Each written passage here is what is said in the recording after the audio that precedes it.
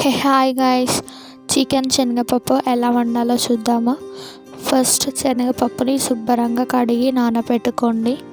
1 hour నానబెట్టుకోండి. నానబెట్టుకున్న తర్వాత కావలసిన పదార్థాలు చూద్దాం. కొత్తిమీర,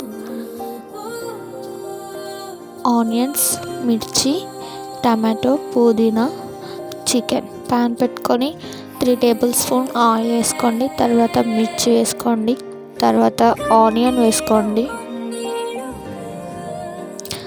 కలిపెట్టుకోండి. అది గోల్డెన్ బ్రౌన్ కలర్ వచ్చేదాకా కొంచెం మగ్గనియండి.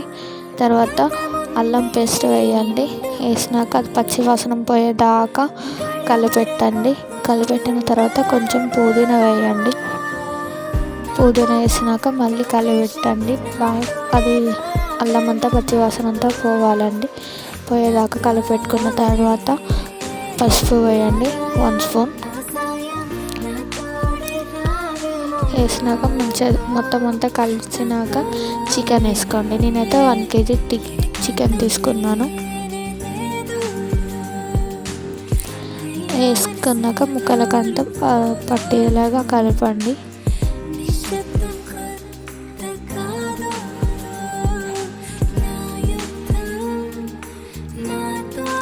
కలిపిన తర్వాత కొంచెం మగ్గినాక శనగపప్పు గంట దాకా నానబెట్టుకున్నాం కదా, ఆ శనగపప్పు వేసుకొని కలబెట్టుకోండి. నీళ్ళు పారిపోసి శనగపప్పు వేసుకోవాలి. శనగపప్పు కూడా చికెన్లో మంచిగా కలిసేలాగా కలుపుకోండి. మూత పెట్టుకొని ఒక 5 మినిట్స్ ఉంచండి. 5 మినిట్స్ ఉంచిన తర్వాత మళ్ళీ తీస్తే చూడండి నీళ్ళన్నీ ఊరుతాయి. ఆ నీళ్ళన్నీ పోయేదాకా మగ్గించుకోవాలి. బాగా మగ్గించుకుంటే టేస్ట్ బాగుంటుంది. మళ్ళీ మూత పెట్టుకొని మళ్ళీ 5 మినిట్స్ ఉంచుకొని తీసి మళ్ళీ కలిపెట్టాలి. నూనె పైకి తేలినాక టమాటా ముక్కలు వేయాలి.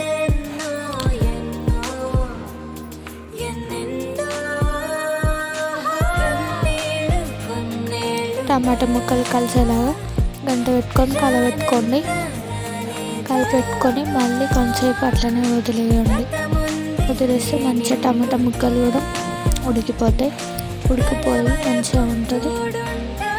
ఉడికినాక ఉప్పు వేసుకోండి. ఉప్పు 2 స్పూన్స్. కారం నేను 3 స్పూన్స్ వేసుకున్నాను. మీకు ఎన్ని స్పూన్స్ అయితే మీరు తినే అంతా వేసుకోండి సరిపడా. వేసుకున్నాక మంచిగా ముక్కలకి అంతా పట్టేలాగా కలపండి. కలిపినాక మూత పెట్టుకొని కాసేపు పక్కన పెట్టిన తర్వాత ఒక 1 గ్లాస్ అట్లా వాటర్ పోయండి. వాటర్ పోసినాక కలపెట్టండి.